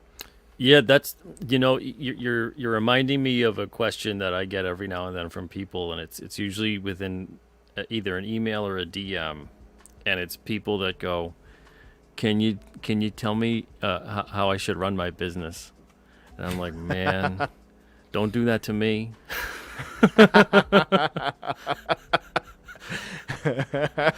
And I just go, everything is different for everybody. I would have to know literally every single aspect of your life to give you even a hint of not horrible advice. Just go make money. That's your response. And then even if I give you my experience and what I did and give you all of the things that I felt were mistakes and all of the things that I felt worked, it still doesn't mean it's going to work for you on any level, that makes sense for you. So it's unfortunate, but like you said, you don't know unless you try it out for yourself. You go down a path that seems to make sense to you. You can listen to a lot of people, and you should listen to a lot of people to see what was their experience. But it doesn't mean that if that person's successful, I'm going to do everything they did. It doesn't mean you're going to replicate those results. If it was easy as that, just one person that would success, and everyone would just copy it, and that would be it. Yeah. And wouldn't things be so fantastic? Yeah. I mean, that's I think that's one problem with creators, actually, is that they're so, like, very much they feel like, oh, I have to do it the exact same way this other creator does it, or they have to make books the same way that this other person does it. Or, I mean, if people, like, I don't ever talk about this publicly because I don't want people to know it, but, like, how I structure my deals with artists, if people, like, saw that, they would, well, probably some would go into a frenzy, but they'd be shocked. And it's because it's so unique, but it's something that only I can do with my artists. And my artists love it. They keep working for me. They put out pages so freaking fast because they love how we've structured the business aspect. But that wouldn't work for Peter, and it wouldn't work for any of my other friends. So that's why I don't promote it. But I only came up with that because I remember a creator when I started was like, "This is how you do things. This is how we make comics. This is how you do it. This is how you tell them. This is how you pay people." And I just remember being so stuck in that mindset of I have to do it like everyone else. And the moment I broke that mold, every opportunity just started opening up because I started doing things. Yeah, you see the Matrix all of a sudden. Yes, exactly. And every time I try to tell people, like, you don't have to do it that way, like they always get shocked and they go, "No, like that's how it's been done for 25 years." And I'm like, "And how's it going for these other people that are telling you how to do it?" Like get out of it, like, and you can see, oh, you can find creative ways to do things. And like I'll tell you this, a lot of people were shocked when they're like, "Tyler, how can you do a 200-page graphic novel for $15?" And I was just like, my book isn't normal comic book size, and I found a size that would shave $4 off the printing for me, which means it's cheaper for the customer. And I was told, no, comics are this size. Comics are this size. I'm like, well, I'm doing mine this size, and because of it, I just shaved the cost for myself, and I just shaved the cost for my customers. And I don't. My customer isn't you creators; it's these readers, and my readers are saying they like it. So I'm gonna listen to them. What size are you working at? Well, now I'm giving away my secret, but it's a weird 6x9 size. 6x9. I was just gonna say, I think it's gonna be 6x9. Yeah. It's not exactly 6x9, but it's a weird 6x9 because that's a standard novel size that most printers like using. That's why at Alterna we went from standard comic size with our graphic novels. We went to 6x9, and it was mostly because not just the book market really wanted it that way, and that's why we were selling books predominantly too before we really got into single issue stuff with Diamond. We had Diamond distribution too, but they didn't want to carry us into book market, so we went with a book distributor. And then it was like, okay, 6x9 is a preferable size because comic size is kind of wonky to them. Yeah. And even though there's plenty of, I couldn't wrap my mind around that because there's plenty of comic size graphic novels in the stores, But then when I looked and compared the price quotes and talked to printers, it was because of Changes the way, everything. yeah, because of the way that the amount of paper used. You have so much waste used in the comic size. Yeah. And the 6x9 allowed them to get a whole other page on there. Yeah. And reduce a dramatic amount of printing waste. So Yeah. the size afforded the ability to go down dollars per book. Dollars. Yeah, dollars per book. And then you're able to then be more affordable to the consumer. Now the consumer is very happy that they're getting your book for a lot cheaper than other people's, and that's going to create loyalty to you as a creator. And it's just these little things where it's just like why does your trade paperback have to be this size? Well, that's what Marvel and DC do. It's like, but you're not Marvel and DC, so why are you doing it this size? Well, that's because all my friends are doing it, but why? You haven't given me a good answer. Oh, it's because how everyone does it. Okay, well, why? Like, why? And when you start breaking out of those molds and start doing things a different way, in a more unique way, I'm sure you tons of people, Peter, why are you doing newsprint? Why are you doing $1.99 new books? And you're like, this is why, and they're challenging, and you're just like, why are you challenging me on this? This should be a good thing. Like, getting comics to more people, cheaper point, and they're liking them. Like, why is this such a controversial thing? Yeah, there's a paradigm, and when you start breaking the paradigm, especially if you have success while you're breaking the paradigm, and that's what really painted a target on our back. Yeah. That's because if you had failed, they'd laugh at you and go, well, of course that wasn't going to work. Yeah. But when it worked, they went, okay, well, screw this guy. He's bad. We got to eliminate that guy. Yes, that's it. And it's always the elimination aspect. It's always the elimination aspect because they realize that you broke the mold, and that if more people do it, they're going to lose their share. And then either they adapt or they're out. And they don't want to adapt. And they don't want to be out. So the only way to do it is to ostracize you and eliminate you. 100%. Bastards. Story as old as time itself. It's Game of Thrones. It's a Game of Thrones here in comics, guys. It's everything. Anything that goes against the established paradigm, bad. And then if it succeeds, and if people seem to enjoy it and like it more than and it threatens now changing, that needs to be eliminated. And if you can't eliminate it, you do it in the nice modern way. You destroy reputations. You make it so that people all these different things. And I saw when we were in that system that was what it was. I think we get maybe like 5% of the amount of hate that we get now than what we got back when we were in the diamond and corporate type system. Now that since 2020 and we left and we do direct, it's been relative crickets compared to the insanity. That's fantastic. Well, I mean, in June, I did a tweet, and it was during the hashtag Comics Broke Me, and all I said was, like, the reason why hashtag Comics Broke Me is happening is because creatives are not good at business and marketing. They're taking these horrible deals, and but they're trying to sell it to you like they had a gun to their head. They didn't. They took bad deals. And then my next tweet was like, here's a couple books I think every creative should read. This is going to help you, blah, blah, blah. Man, that tweet got blasted. I got blasted from indie creatives, publishers, mainstream people. I lost a publishing deal because of that. And the people who supported me on it, they were like, listen, what you said was right, but I'm not going to support you publicly because then I'm going to get hurt. You didn't even say anything that controversial, man. You didn't even say anything controversial. I didn't. That was the lamest backlash. I thought it was like something like, "Oh, Tyler did it this time." Yeah. When I came home and I told my wife, and I'm like, "Hey, babe, like, I had a viral tweet and I lost my publisher." She goes, "Oh, what'd you say?" And I was like, "Oh, I told her what I said." She goes, "Oh, that's it?" Out of like all the things you've ever said that are so bad and maybe racist, sexist, or just completely belligerent, this is what got dudes like standard business and marketing. I'm like, yeah, like that. Apparently, business and marketing is like that's a bridge too far. Yeah, it's like, well, chill out, buddy. Like, you can be misogynistic and whatnot, but keep that business and marketing talk out of our industry. But yeah, it's if you tell people that you can, if you tell people that there are opportunities and that can make them help better, and they're like, oh, I'd rather stay over here in my land. Well, yeah, it's because those people that were in that pity party hashtag, they wanted to be upset, they wanted to be victims, and then you came along and you said, hey, you don't need to be that way. Here's a solution. Here's something that might work for you. How dare I? Can't this guy? I'm looking for my gun. Can't this guy? I won't bring it out.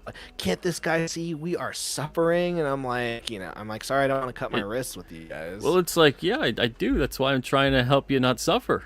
Yeah, And exactly. that wasn't the point of that hashtag at all, and it wasn't to take a moment of self-reflection. It wasn't to, yeah, and if anything, it was so horrible because it turned like this dude who passed away, to which no one really, like, he didn't work himself to death, like he just died at the drawing board. Okay, Uh-huh. something happened, something was going on. No one knows respect the privacy of the individual and their family and everything else, right? And it turned it from that person's death to, man, comics broke me. A woe is me. A woe is Like, me fest. Yeah. It was just I will say so. I've got what I do, and I copied this from Dave Portnoy. I have a bottle of sparkling water. He does it with alcohol. Don't drink. I've got a bottle of sparkling water, and I get like a nice like picture, and I wrap it around, and I put people I don't like, and when they fail. I open it up. So I got a creator, and when they failed, I opened it up. Actually, I opened it up, and we became friends again. But when that publisher, when they eventually go out of business, I'm gonna crack that bad boy on stream and go, "Hey, I was your best-selling book, and you guys canceled me over this stupid tweet. So, drink." that's one of the, That, yeah, that there's my seriously, that was toxic. one of My the toxic. weirdest. That was one of It the was so weirdest. There's been a lame. lot of weird things in comicdom in terms of the over. I don't even know. It's like a weird, thin-skinned over. I don't. I can't struggle. I'm struggling for the word, man. It's just a weird, thin-skinned response to a lot of the different things that would be basically common sense to most people that are working Yeah, anywhere and doing anything. And then if you say it within the realm of the comics industry, it's treated as if it's you just said something heresy. absolutely horrible to, yeah. Yeah, And you know what though, it says why there's so many things happening in the industry that for most people it doesn't make any sense. It looks crazy.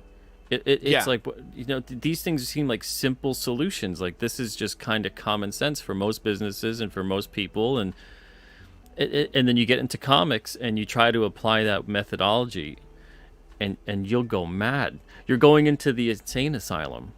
It's like you're Jack Nicholson in One Flew Over the Cuckoo's Nest, where you're just, you're a little rowdy and you got opinions, and you're, but you're not insane. But you will be Yeah. driven slowly insane. And then if you're not, they're going to do something to you that makes you That absolutely makes, yeah, insane. exactly. I was telling someone, I was like, man, I love comics, but I freaking hate the industry, and I don't really have much support on it right now, and it's crazy, like, and it's crazy, like, the behavior of creators are crazy, the behavior of the editors are crazy, but also the management of these companies is crazy. Like, none of it makes sense, like, as a whole. Like, I can Yeah, you understand have if, to like, step outside the system to actually yeah, make it make sense for exactly. you. Like, I'd understand if, like, the creators, the editors are complaining, and they're like, yeah, it's because of, like, the corporate decisions. But every aspect of it is whack, and it's just feeding off of their, I don't know, toxicity or complacency, and everything's just going down to crap. And so I always, like, and I have friends who are actively every single day. They're like, I'm trying to get into Marvel, trying to get into DC. And I'm like, I hate the industry so much. I'm trying to be as far away from them, because, like you said, you get into the industry, you're gonna be driven insane at some It's a point, or meat you're grinder. yeah, Yeah. and you're gonna turn into these crazy people. Like, you've seen some of these creators who are like, I'm writing Spider-Man now, and then, a couple years later, they're like, oh, fuck this person. Oh, I just said it again, and they're just like, and they start very mean, and they're very disgusting, and they're horrible humans, and you're just like, what happened to you at Marvel? Like, Yeah. and like, I was fighting there. It was like Game of Thrones. They're fighting to keep that book, and they're trying to take out as as any writer or artist that gets in their way, because if they get replaced, they might be out of a job for next 2 Every years. time I've Yeah. ever had a conversation with an indie creator who was talented and well-meaning and mindful, this is exactly my response. Don't you say that. Don't you ever say that. stay here. Stay as long as you can. For the love of God, cherish it. They're like, I can't wait to work at the corporate comics industry. And every time, that's my response. That is hilarious. I think if I was to like be given an opportunity, I know that I'd say yes, and I know I'd lose out. I'd get fired within like 2 years. Like I know it, and I'd be making content, and I'd be like, yo guys, I'm writing Batman #1. We just rebooted it. It's whack, but let's sell it. Let's do this book. And I would be like, oh, it's being. And then I would create content on every aspect of that, and then it'd fire me after a year. And who knows, maybe I have a best-selling book, but I'm calling every person out. I think just everyone there is just so mean to each other. It's social nepotism, and that gets to people. It's kind of like with like celebrities. They're like, are any of these celebrities actually friends with each other? Are they trying to get into the next gig? I heard from a creator, and it kind of made me look upon them less. But they said, I'm done hanging out with this other creator because I realize that creator isn't going to help me get into any place I want to. And I was like, okay, so what you said to me is I'm not going to be friends with this person anymore because I can't get anything out of them. That's what you said. And they're like, no. I just like, I thought they would help me with my goals. I'm like, okay, so I'm not going to be friends with this person because I'm not getting what I want. I'm not getting a result out of them. And they're like, yeah. And I was like, okay, so you were never really friends. Yeah, it's a transactional thing. It was a transaction. Like this person's a stepping stone for you, so then you can walk over them and get to the next level and forget about them. And I think that's a mentality that every mainstream creator has, and I think it's a mentality that a lot of indie creators have. Oh, if I can become friends with Pete, he'll get me in the inn, or blah blah. And if I've seen that, and I'm just like, really? I don't really have too much to offer you. Yeah, that was a big thing when people came with the axes that they were grinding a couple of years back, and I was like, yeah, I know you. I rejected your submission. And it's like, and no matter how kind you try to be about a rejection, they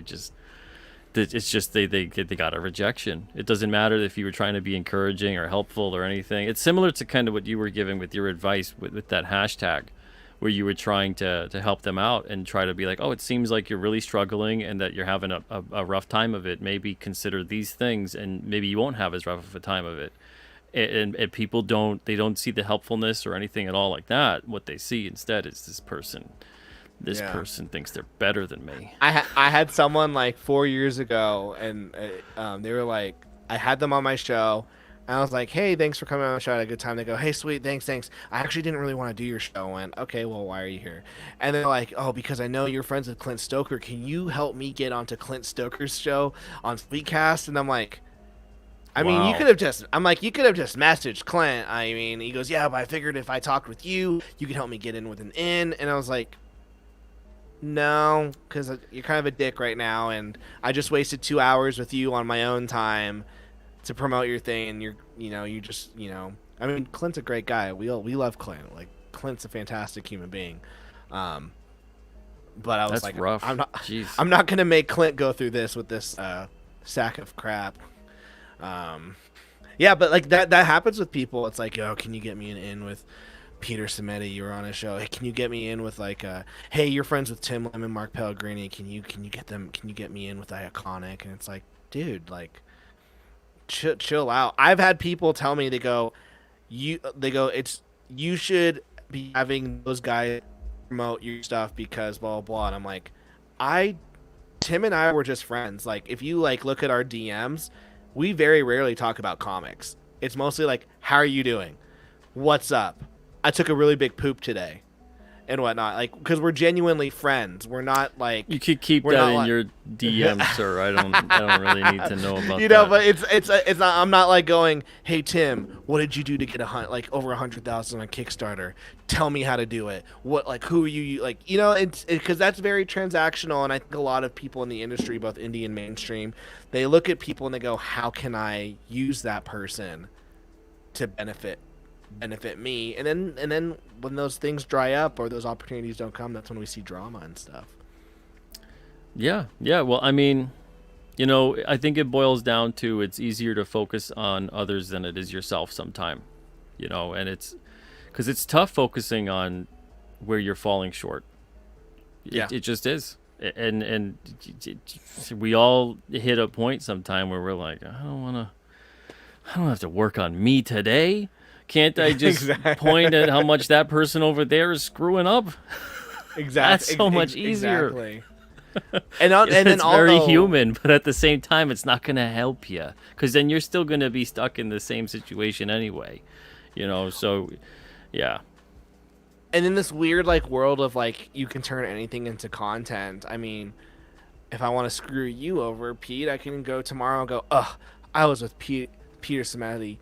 I wasted 2 hours of my time with him, and I didn't get a single backer on my book, and blah, blah. And then now I'm on the anti-Peter Samedi crew, and they're like, yeah, Peter didn't help me either. And then I can force drama, go, yeah, and then I can rally people and go, hey, because Peter Samedi didn't help me back my book today, and I'm getting all these backers. And it's like, we all know the game. Like, we all know the formula. There are some creators, when I see them launch a project, I go, all right, there's probably going to be 3 creators they fight with in the next month. Let's see how this goes. And literally, like a week later, there's the first ounce of drama. And I'm like, oh, there you go. And then you have the second ounce of drama. And then the third. And then they're like, my book funded. And you're like, tales as old as time. You're like, I saw this coming, man. Like, I knew exactly that this was going to happen. Like, play by play. Well, I hope we get to a place, at least in the indie side of things, where that doesn't happen quite as often or not at all eventually. Man, I'm hoping. But Hopefully. I mean, check your Twitter tomorrow. Check your Twitter tomorrow for my tweet.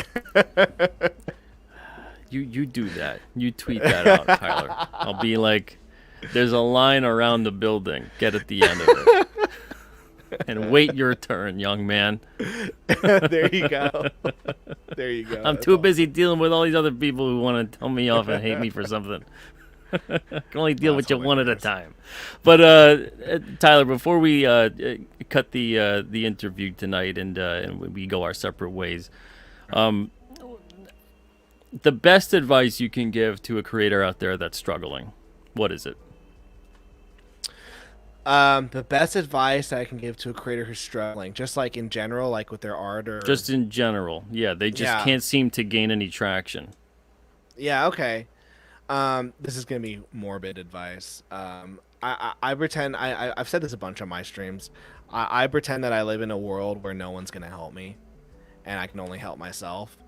And so I think if you have that mindset, like, use the resources that you have. So like if you're on Twitter and you're like, I'm sad because nothing's happening. Well, you have a phone in your hand.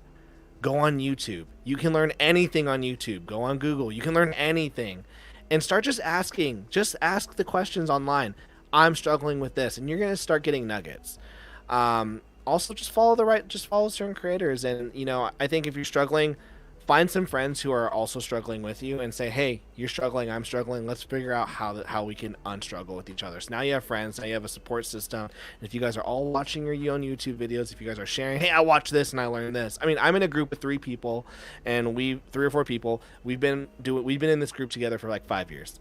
We're all friends, and we all struggled. We both had like put out our first comics around the same time, and we all just every week share a video. I learned this. Look what you can do with this. And if you have that support system and then you use the resources available to you, I think you'll be able to get out of your rut. But you have to first be accountable and say, like, this is on me, not on anyone else.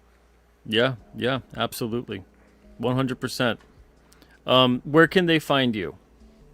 Yeah, so you can find me on youtube.com/drawandtalk.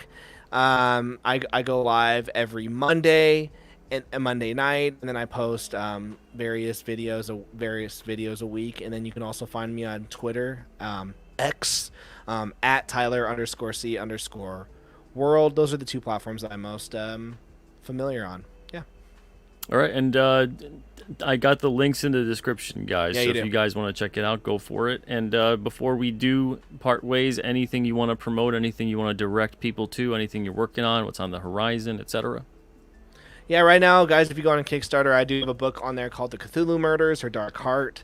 Number one, it's a crime noir mystery. It's got 10 days to go. It's a 60-page graphic novel, and you can get it starting at the price of, I think, $12 for the physical book. But yeah, if you just follow me on YouTube or join my newsletter, I'm constantly putting out new projects, new books, and I always try to pride myself in being one of the more affordable people in the indie comics world. So no, I appreciate you taking the time with me tonight, Pete. It was fun. No problem. Good conversation tonight. And I hope if anyone needed to hear it, if it helped them out, if it speaks to you, I'm hoping that it does do wonders for you. I'm hoping that it does maybe wake up a part of you that you're like, yeah, I think I do got to work on whatever element it is that we were talking about tonight. And trust me, and I'm going to speak for Tyler too with this. We are forever works in progress. So we're always learning constantly. You know, I'm not speaking from a place of necessarily expertise. I'm speaking from a place of experience. Yeah, So, that's a good. you know, That's a great way to put it. That's a great way to put it. Yeah. and my experience is always growing. I'm always learning new things, and I'm always trying to share them with people too. And I'm always trying. That's the whole point, honestly, of these interviews. That for me is to even learn from people and what are their experiences. And I'm endlessly fascinated by it because everybody's got different but similar experiences, and we all go about them sometimes different ways and sometimes similar ways, and we can manage to find a connection there and something that speaks to us. And I learn from it all the time. Tons of people. And it's been wonderful. Next year, guys, Sexy Encrypted 2024 on Kickstarter. Tons of nude covers. But what I learn sometime sends me somewhere else. I learn what I like and what I don't like. What speaks to me, what doesn't speak to me. You know, but to each their own. And thank you so much, man, for being on here tonight. Really appreciate you being generous with your time, almost 2 hours. Everybody in the chat, thank you guys so much. Go check out Tyler. I've got the description. I've got the links in the description. Other than that, I'll see you guys tomorrow night at 9 o'clock Eastern. I'm going to have Jose Garcia on the show. And Jose's got he's got a bunch of great books, got great art, but we're going to be talking about how to grow as an indie comics creator. He posted up a great tweet the other day about relevancy, and very similar conversation to what we just had tonight about awareness and about marketing and about growing and building up who you are, that you're out there, all of that stuff, because it's important. So we're going to be talking about all kinds of stuff like that tomorrow night. This is like a marketing week on this show. But it's important stuff. Everybody take it easy. I'll see you guys tomorrow night. And until then, have a great evening, a great night, and an even better tomorrow. See you guys.